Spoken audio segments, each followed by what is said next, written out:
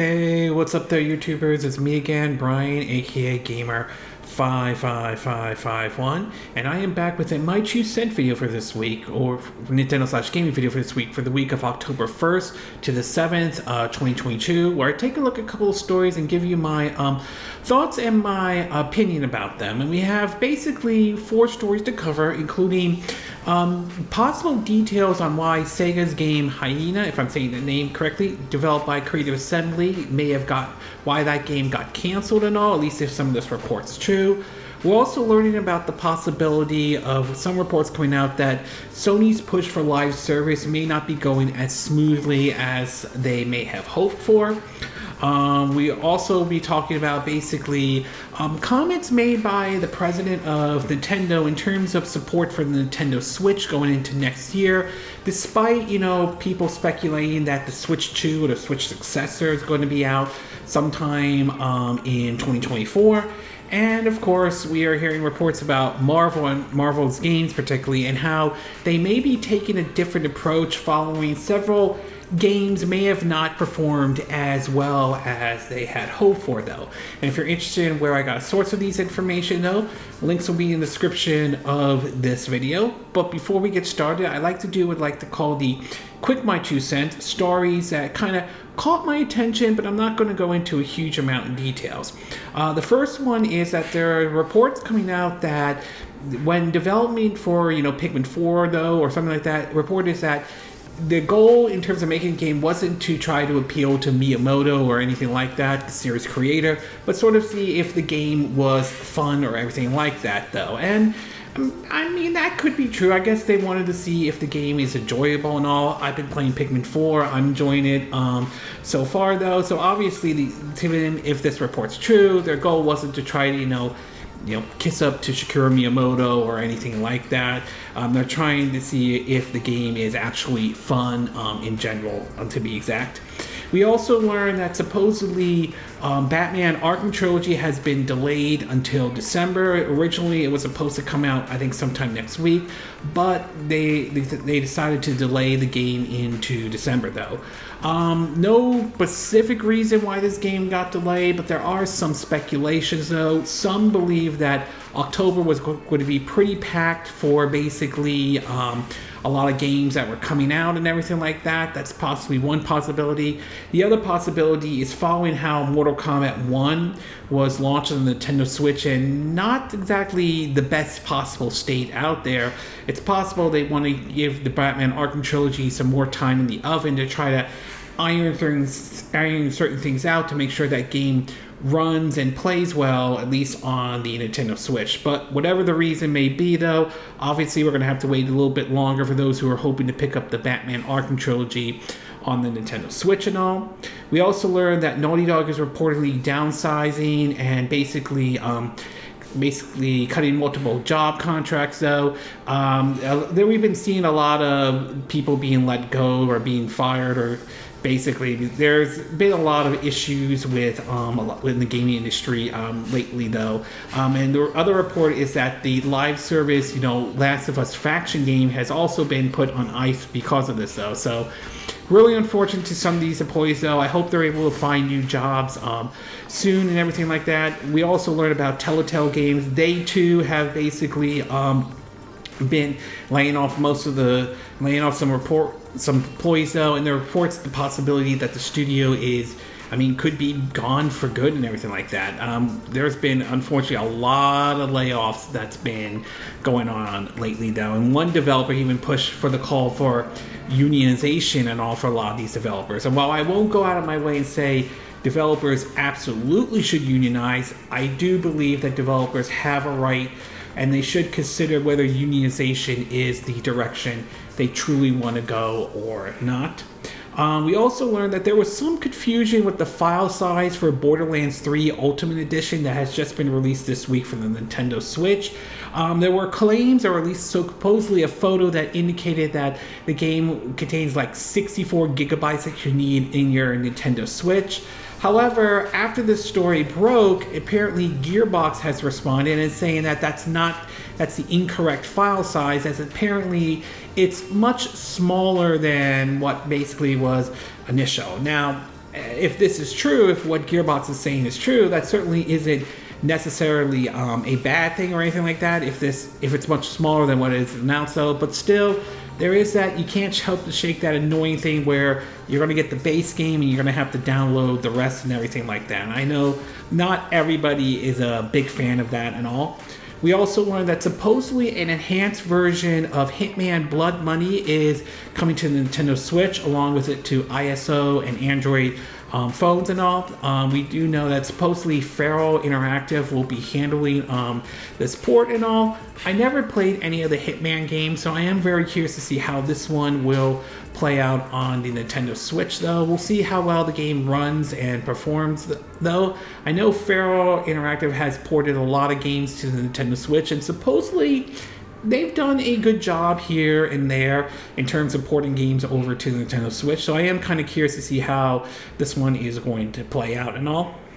We also learned that online play for the Wii U and the 3DS will be ending in early April 2024. While I understand some folks are kind of disappointed at this news, it's not really as surprising, though. It's unfortunate, but not really shocked, considering that Nintendo probably wants to move on from those systems. And some have speculated that this might be a sign that they're putting their resources behind in terms of getting, basically with their Switch successor and everything happening. I mean, that certainly is a possibility, but in either case, those who want to go online with the Wii U or 3DS, at least for now, you have until April 2024, so you might want to take advantage of it while you still can and all.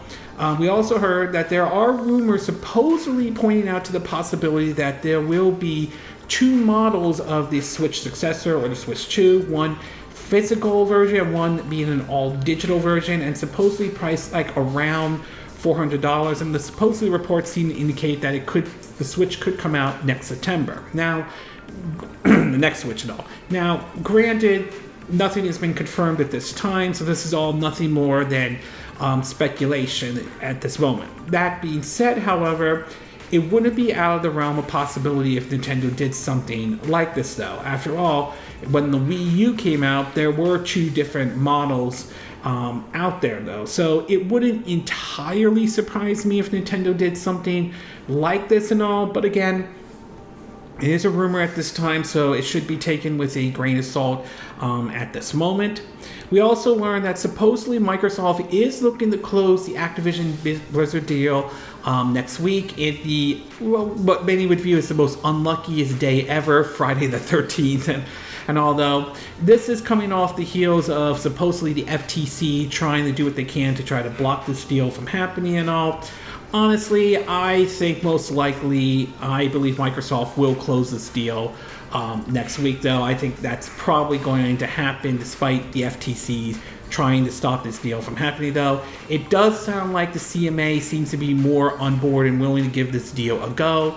I mean, again, there have been some surprises, so who knows if something could surprise us next week. But right now, it seems everything seems to be indicating that Microsoft is, at least at this time, on track to close the Activision Blizzard deal for good and all.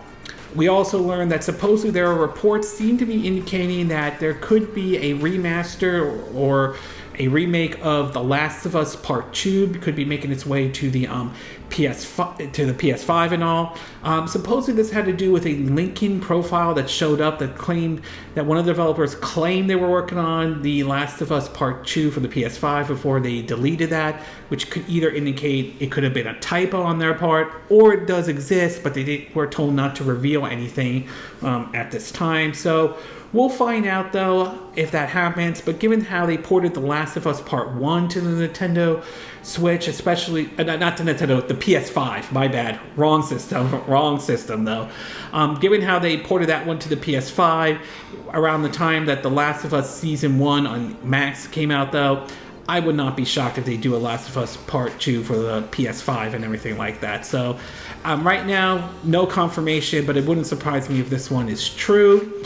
We also learned that Red Dead Redemption has received an update, and supposedly, the original one, supposedly will run at 60 frames per second on the PS5 though. This led to certain speculation why this ran on the 60 frames per second and why we have yet to see one for, the Xbox, for the Xbox systems and everything like that.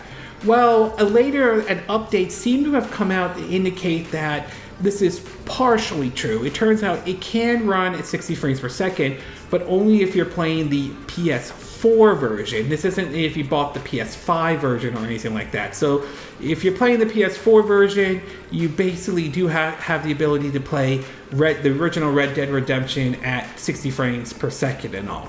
And last but not least, we have just received that Redfall has finally gotten its second update, or update 2. It's now live and it's available to download on the Xbox Series X and S. And it's the long-awaited performance mode that I think a lot of us were hopefully waiting, to be exact though. It's nice that developer Arcane Austin did not abandon this game or anything like that, but with reports coming out about basically only 3 people play it on the Steam charts, you do have to wonder if this is too little, too late at this time though. So we'll see if this new update will give new life into Redfall or not, so we'll have to wait and see. I'm hoping it does, but after the bad reception the game got at launch though, I mean, if this can't bounce back, then I don't see any future with Redfall and all. And in the movie and TV side of the Quick My 2 Cent though, we are learning that supposedly CD Projekt Red is appearing to be hinting at possibly doing more Cyberpunk content from the developer Studio Trigger that did last year's excellent Cyberpunk Edge Runner on Netflix and everything like that. Unfortunately, those who are hoping that it will be a continuation of Edge Runner, it seems that that's unlikely to happen at this time and all, so it'd probably be something new and everything like that. We also are learning that they're working on a live-action version of Cyberpunk, or at least something that takes place within Cyberpunk 2077 universe, though. So, yeah, I think ever since Edge Runner, a lot of things, Cyberpunk 2077 has been in a better position, and obviously CD Projekt Red feels more comfortable pushing forward to doing a live-action version, though. Whether it will be on Netflix, like with, Witcher was on there, or on a different streaming service, that remains to be seen at this time, or whether it will be done in a movie form or not. So we'll have to wait and see what comes out of it, though. We also learned that apparently movies like Daredevil, Iron Man, and WandaVision, or Angela, though, the Angela show, to be exact, though, a lot of them have sort of gotten new release windows, and unfortunately, some of them are not exactly great. I think for Daredevil, it's been pushed to like 2025, while the other one's been pushed to like 2024 to even fall 2024. So there's certainly, I think some of it is the writer's strike, kind of throwing a wrench at a lot of things, and none of it is Bob Iger wanting to put some quality over quantity. So it's clear that they're trying to reshape or reevaluate certain positions, to be exact though. So a little disappointing we won't see some of these shows right away, but I do hope they kind of take their time to address any quality issues that might have emerged and everything like that. And last but not least, we are learning that supposedly the box office previews for The Exorcist Believer that basically hits theaters this week though, supposedly right now there are reports it might hit like 20 million at this point. They're very curious to see how well this one does, because so far it has not gotten great by reviewers. Hasn't gotten a good score on Rotten Tomato and everything like that, and they are wondering whether or not those bad reviews or anything like that could have a negative impact on a movie like, The Exorcist Believer and all. Okay, with the Quick My 2 Cent part and the movie TV part now officially done, we'll get started with our first story, and this one has to do with Marvel, particularly with Marvel's video games and everything like that though. Now, there have been plenty of Marvel video games out there in the past. Some have been very memorable, like say, X-Men Legends to Spider-Man 2, to, like Marvel Ultimate Alliance, with Ultimate Alliance 3 being funded by Nintendo.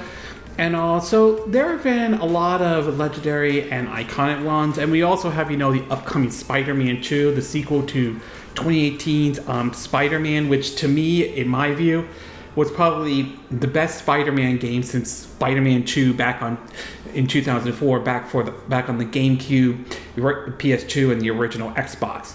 But unfortunately, we've also seen some kind of flops, or some that have not really performed well. One was Marvel's Midnight Sun, which unfortunately did not perform very well, despite being developed by the same studio that worked on,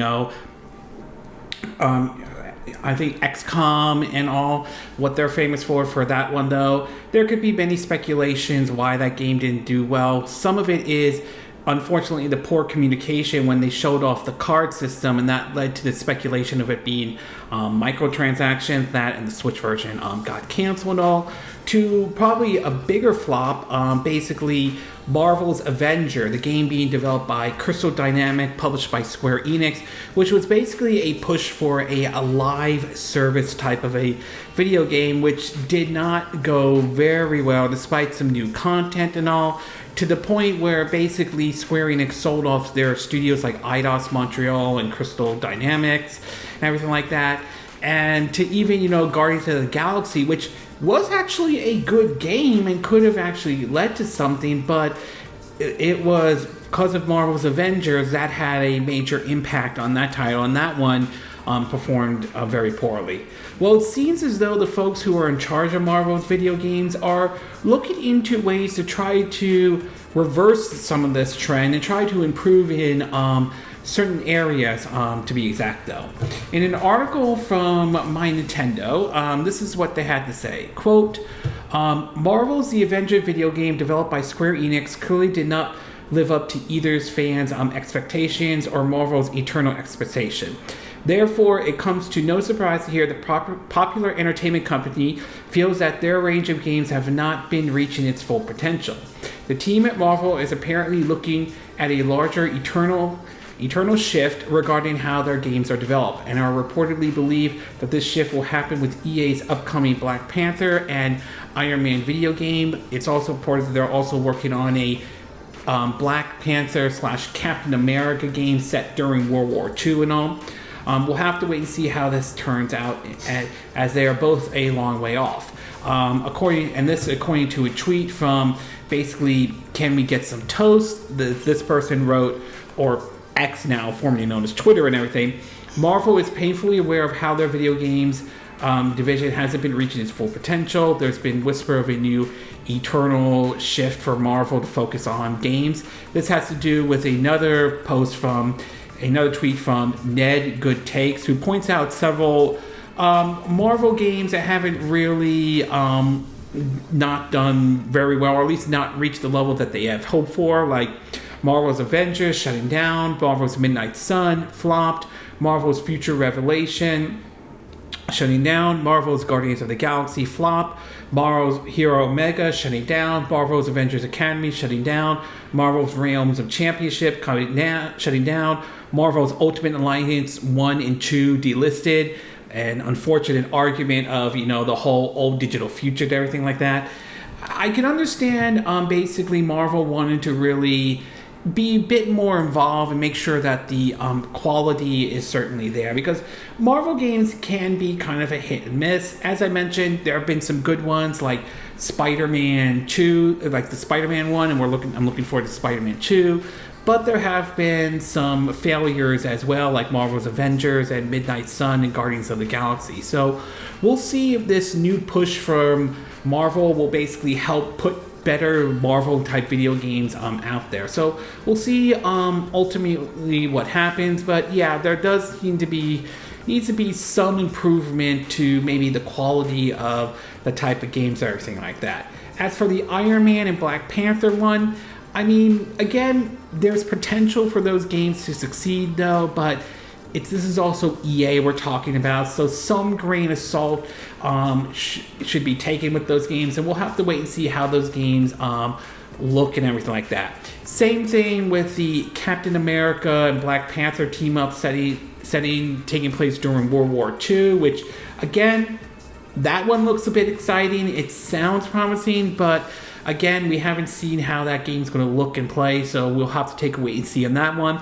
And even the upcoming Wolverine game, I'm a little cautious to see how that game is going to look and play, though. I mean, it is being developed by Insomniac Games that did the excellent Spider-Man and Miles Morales and the upcoming Spider-Man 2 and the Ratchet & Clank series. So I do have some high hopes for that game, though, but since we've yet to see that one, that remains to be seen at this time. So overall, we'll see if Marvel playing much more of a role in trying to put out a better quality of their IPs and everything like that will pay off, though. It's clear they want to learn from their mistakes from Marvel's Avengers, Midnight Sun, Guardians of the Galaxy, but whether this will help or hurt the quality of like Marvel video game titles or not, that remains to be seen at this time. Okay, we're going to take a quick break, and when we get back, we'll get to part 2, and this one has to do with basically the president of Nintendo basically talking about in regards to support for the Nintendo Switch next year and all. So we'll take a quick break, and we will be right back.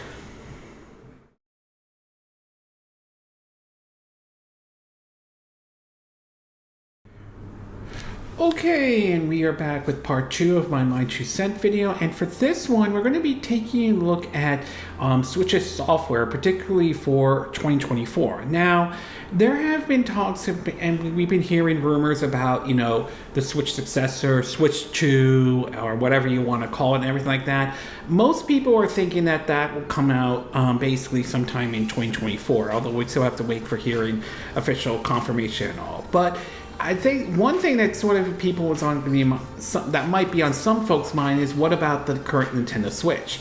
There's no doubt the Switch has certainly become a success, but there are concerns about, ranging from the aging hardware to the possibility that Switch sales are starting to slow down and all, and Nintendo may be waiting to release to release their next system and everything like that. Well, a recent comment by the president of Nintendo seems to indicate Nintendo is not abandoning the Nintendo Switch, at least not yet, or at least how it is being worded by basically, or how he is wording it though. And in an article from Video Game Chronicles, they are saying that, quote, Nintendo president says Switch will continue to see new software in the next fiscal year. In a new interview with Nikkei, Shakira Fukuda, apologize if I'm not saying that name correctly, was asked if the life cycle of the Switch could be expanded further than the 6.5 years it's already been on sale. He replied that Nintendo will continue to focus on Switch software until the end of the current fiscal year ending March 2024, and will continue to support the console with software in the following fiscal year ending March 2025. We are still working on software for the Switch for the first fiscal year ending March 31st, 2025, he said. In the fiscal year ending March 31st, 2024, we hope to sustain the momentum of Zelda and the Super Mario Bros. Movies, which focus on the holiday sale season. As for hardware, we will maximize not only new demands for hardware, but also for those buying second consoles and replacement. Currently, Princess Peach Showtime is due for release on Switch in March 2024, right before the end of the fiscal year. The only known Switch games set to release after are Luigi's Mansion 2 HD and Paper Mario: The Thousand Years Door. Nintendo has yet to officially comment on their plans for the next console. However, according to VGC sources, the company has dispatched Switch 2 development kits to key partners with a launch planning for the second half of 2024. So obviously Nintendo certainly does sound like they have certainly more titles in the pipeline for the Nintendo Switch, which to me isn't completely surprising, considering Nintendo does have a history of keeping a lot of things to their chest and everything like that. But you do kind of have to wonder if some of those titles will be, in a way, a cross-gen title to a certain extent, especially if the rumors about the Switch 2 launching in September 24th, 2024 turn out to be true. Although it could be false though. They could launch it in November, probably for the holiday season and everything like that. So it's going to be interesting to see how long Nintendo will still support the Nintendo Switch, even when if the rumored their next system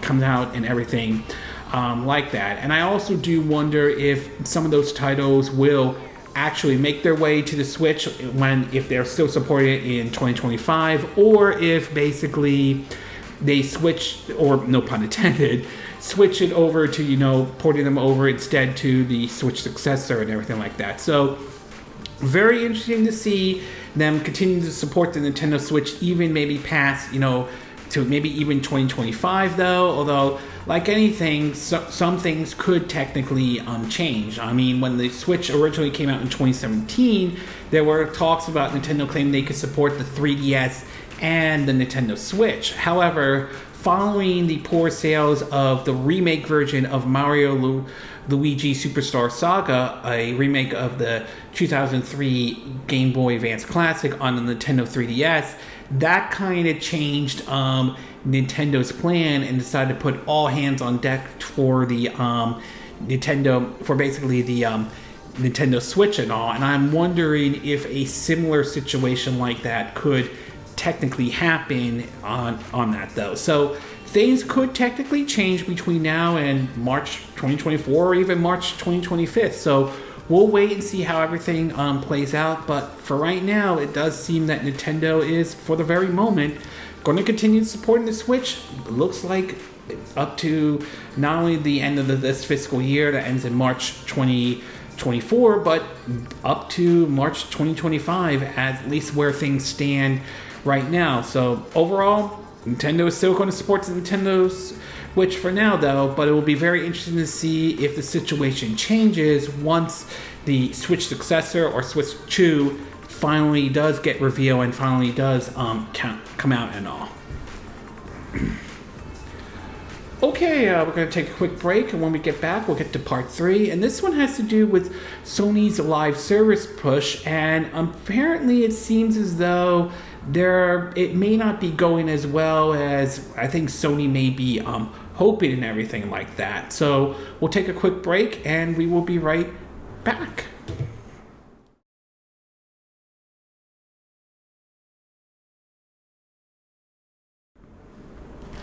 Okay, we are back with part 3 of my 2 cent video, and for this one we're going to be taking a look at apparently Sony's push for live services, and reports that seem to indicate it may not be going as smoothly as they may be hoping for it. Now, as you probably know, that Jim Ryan, after reports last week that he will be retiring next year as the president of Sony Computer Entertainment and all. One of the things that he did try to push for, and one of the things that was announced, was the push for about up to 10 live services and all, to put out these live service games for recurring user spending and everything like that. It's also one of the reasons why they purchased Bungie for a certain amount of money, the makers of Destiny 2 and everything like that. But since that announcement, we've been seeing there's been some certain situations with these live service games. There have been ranging from reports of these live service game bubble may have burst and everything like that though. And now we're hearing, at least from according to what Bloomberg is saying though, it seems that Sony may be having a much harder time with these live service games than they had originally had thought so. In an article from Push Square, it reads that, quote, here's what it has to say, quote, Bungie, acquired by Sony for a cool $3.6 billion, is the company's only true expert in the field of live service. It's currently making Marathon a revival of its old first-person shooter IP to be a live service. IFR's multiplayer offering. Bungie was also brought in to consult the Last of Us multiplayer project, and is essentially sent it back to the drawing board though. There are reports that's currently on ice though, and this report has basically, they also point out how Bloomberg's Jason Schreier described it as an unfortunate pivot, and we've seen plenty of evidence of these growing pains though. It points out that, quote, "We know that major studios like Guerrilla Games and Insomniac Games have multiplayer games in the work, but nothing has materialized yet. The games that have been announced, Marathon, Fair Game, and Concord, have shown very little, only offering taste with CGI trailers. Not to mention, Bloomberg's report is the difficulties between Sony and Reevaluating Games, which has been producing a multiplayer title exclusively for PlayStation, allegedly canceled. It's another hint to suggest the company's emphasis on single-player bangers have left it ill-equipped to make equally strong multiplayer games. Obviously, there's still a lot we don't know about, and things may turn around eventually. Helldiver 2 is scheduled for February, and it looks like a solid co-op shooter. Guerrilla's inevitable multiplayer Horizon game has potential, and the team did make a great multiplayer option in its Killzone titles for all we know. Titles like Concord and Fair Games could turn out fantastic. However, years of keeping shut or keeping quiet about its software lineup and various uneasy accounts have left many fans concerned about Sony's live service future though. So I'm not sure putting out 10 live service games is definitely a good idea for Sony, to be exact though, or this push that Jim Ryan has been trying to put out though, because I just feel that we're starting to see the live service bubble start to burst and everything like that. You're asking people to invest time and money into these live service games, and the thing is, not everyone's going to have the amount of time and money to invest in these live service games. Some of us do, have life. We have friends, family, even work that we have to deal with on the BZAC though. We're also not living in 2020 anymore, where COVID was running rampant and we all had to stay indoors and everything like that. We're not living in that kind of a situation anymore, at least at this time and everything like that. So I'm just not sure this strategy of pushing for, these live service games is a very good idea for Sony and everything like that. I get for a lot of these companies, they want to get that recurring user spending, basically ranking in all the money and everything like that, like it's printing money and everything, but it's very difficult to put out a live service game and make it become successful. There have only been few that have done very well. Destiny 2 is one example. Warframe is another example and everything like that. So and of course Fortnite and all, but even they're struggling a little bit. So it's just very, very difficult, and I do question this move by Jim Ryan to really push on the live service side, everything like that. I just feel like he's going to set himself up for disappointment. I mean, look what happened to Marvel's Avenger. Look what happened to Babylon Falls. Those are also good examples, to be exact though. So overall, the report coming out at the very least seemed to indicate that Sony's running into some real problems with this whole push for the live service though, games and everything. Could they turn this around? I mean, it's a possibility, and these live service games could actually be good and everything like that. But given the reputation that they have earned though, unless there's something that really, really can pull people in to really invest their time and money into these live service games that Sony's doing, I'm just not sure this is going to work. I could be wrong, but right now I just don't have a lot of high hopes of these live service pushes though. And if this report from Jason Schreier is true, it seems Sony's having a much harder time than they had originally thought when it comes to doing these live service games and all. Okay, we're going to take a quick break, and when we get back, we'll get to our fourth and final part. And this one has to do on a report on Sega working on Sega's so-called super game, or Hyenas is what it was being referred to, if I'm saying the name correctly, and how apparently this game got canceled and the amount of money wasted on this game, though. So we'll take a quick break, and we will be right back.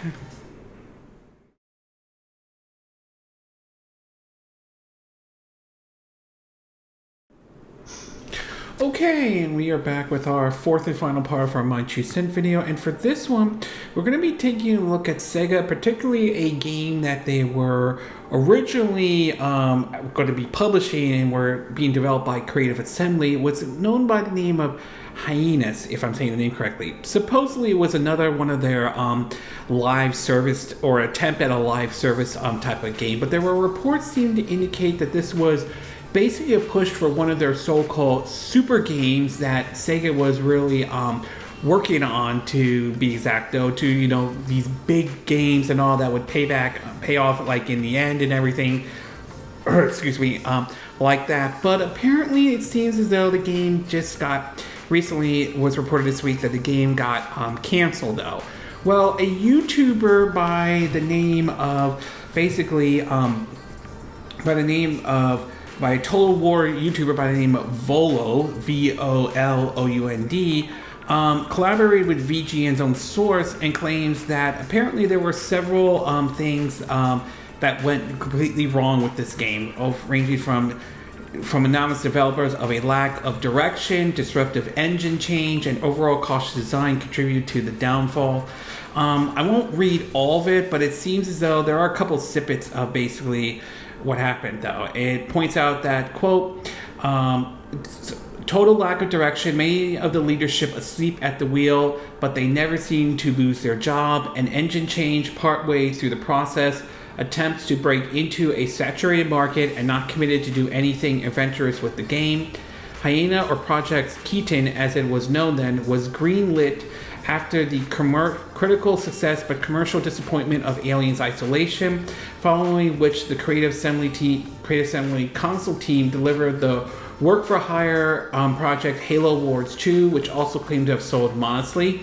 Creative Assembly management wanted to create a console game with broader commercial potentials, with Destiny, Escape from Tarkov, if I'm saying it incorrectly, and PUBG citing as inspiration.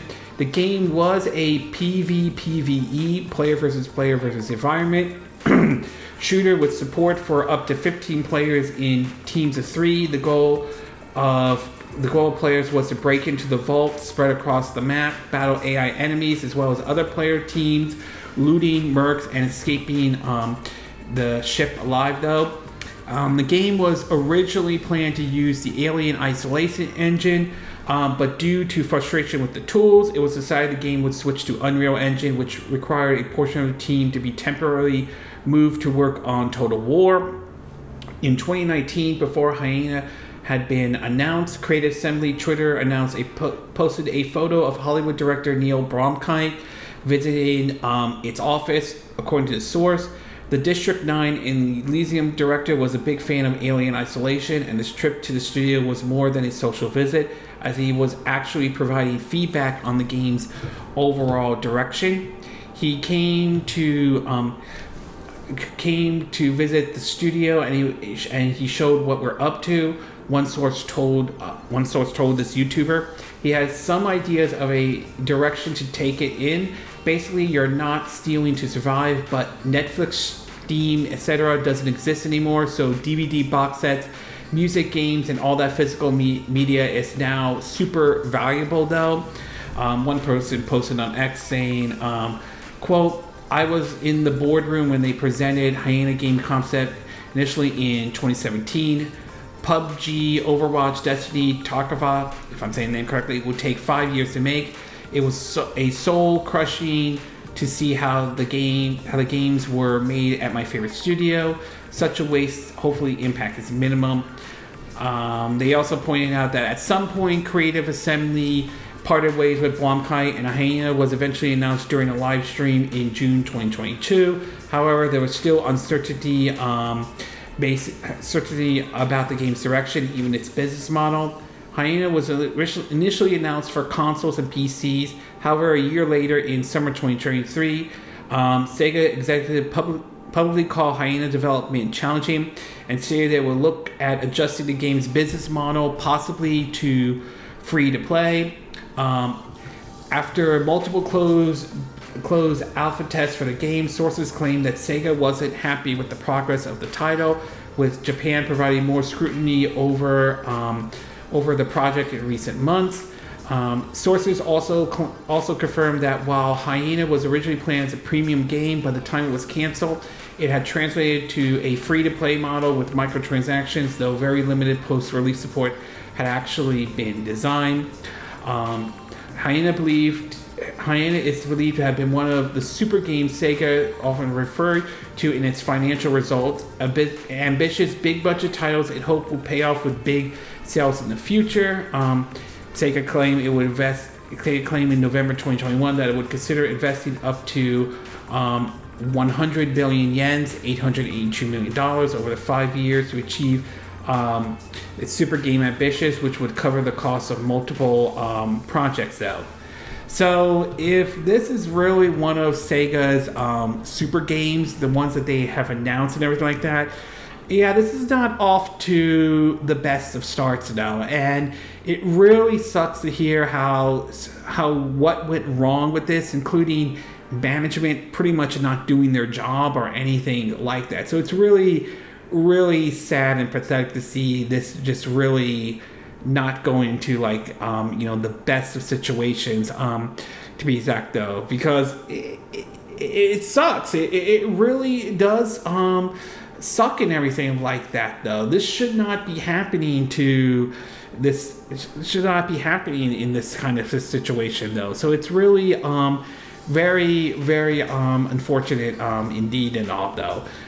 If this is one of their super games though, I'm worried about their other ones to be exact, and I'm wondering if we could start seeing a situation where those could start get canceled as well. So we'll see what happens and all, but again, this pours into these developers or publishers' obsession with live services and everything like that, and that, yeah, it sounds like the bubble's about to burst. And unfortunately, this is another game that seemed to have suffered the victim of trying to enter what is a saturated market and everything like that. So overall, I would say it's a little bit unfortunate to hear what happened to Sega's Hyena though, but based on everything that has come out about it so far, it's not really that shocking to be exact though, and it kind of highlights this obsession developers have for this live service that they're trying to jump on, and how it doesn't seem to be panning out very well for every developer out there and all.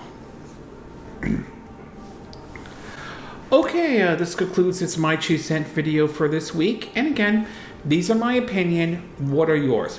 What are your thoughts about Marvel being more hands-on or being more involved into a lot of their games to reach their full potential though? Do you think this is a smart move? Do you think this could avoid flops like Marvel's Midnight Sun or Marvel's Avenger? Or do you think this is a bad move on Marvel's part though? What do you think about the president's comment, or Nintendo's president comment about Switch software and all? Do you think it's a smart move to support the Nintendo Switch, up to maybe in March of 2025 though? Do you think we could see a situation where we saw what happened when Nintendo said they were going to support the 3DS and the Nintendo Switch, and then eventually decided to go all in on the Nintendo Switch and all? What do you think of this report about Sony's live service though? Do you think that Sony will bounce back and actually put out good live service games, or do you think that they're trying to enter an oversaturated market and you feel like they are doomed to fail in terms of trying to do live service games?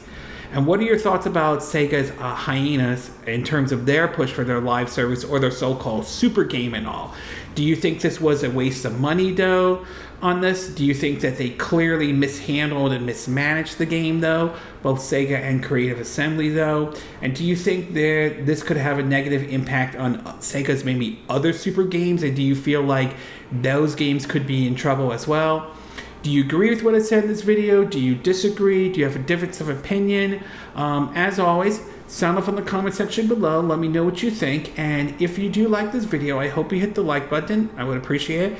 And I hope you do subscribe to my YouTube channel. If you do, make sure you hit the bell icon for notifications of any new videos I put up. Also, feel free to share this video if you want to, and feel free to donate to my channel if you like. You can do it through PayPal Me, Patreon, or Steam Labs. Links will be in the description of this video, assuming you're watching this on YouTube. And I will see you again next time when I do another video. Hopefully that'll be soon. Until then, from Southern California, I wish you all a good day then. Bye!